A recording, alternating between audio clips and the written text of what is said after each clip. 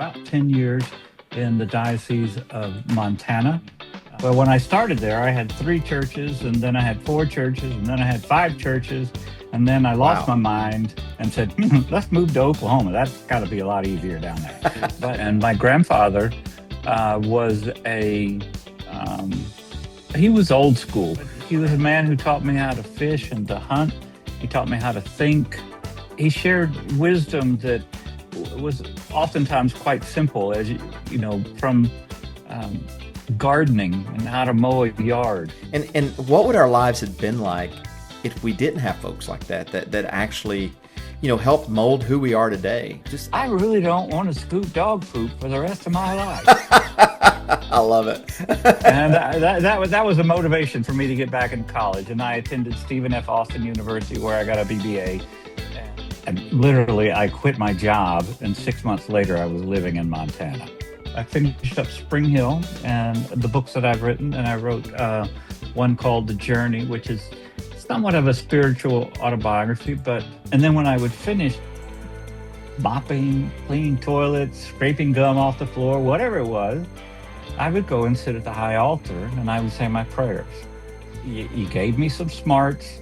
You got me a good education. I'm really happy doing what I'm doing, but if there's something else you would like for me to do, you just need to tell me. And I will warn your listeners at this point, giving God an open-ended, sort of statement like that's a really bad idea. The very next day, I received an application to seminary in the mail. Then after coming to faith, I wrote The Journey. Then I sat down and I started writing Father Anthony. This guy, the snarky guy, I mean, he's just awful sometimes. And he likes to drink scotch, thank you. He occasionally slips with a swear. Is that you, John? No, I'm very holy. So, Springhill, what was the second book? The Journey, which is... The Journey. And then what was the third book, Father? What was... The third book was Father Anthony Savel, the first mystery, The Golden Fistula. Oh, I love that. You thought you were a model for the canon to the ordinary, or the canon to the bishop in book 1 and 2. But I wasn't. There might be a little bit of you in there. Just a little bit. Just a little bit of you in there. Is he kind and considerate and loving at all? No. Oh, then that's me.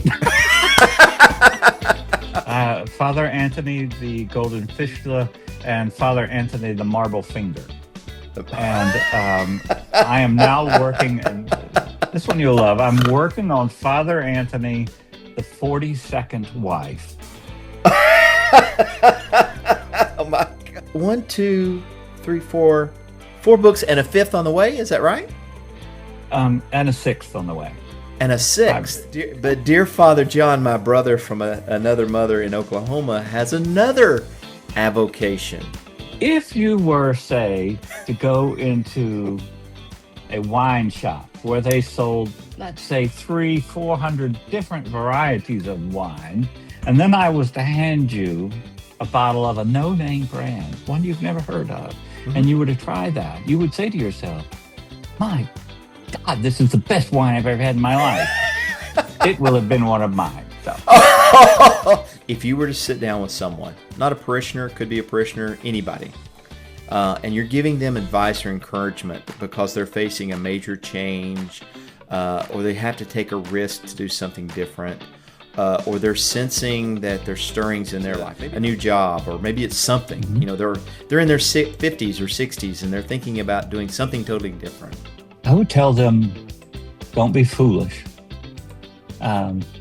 Sometimes quitting your job and moving to Montana, it's not the best advice that anyone would give you. Sometimes it is. Don't be foolish. Don't be afraid. Oh, Just wow. don't be afraid.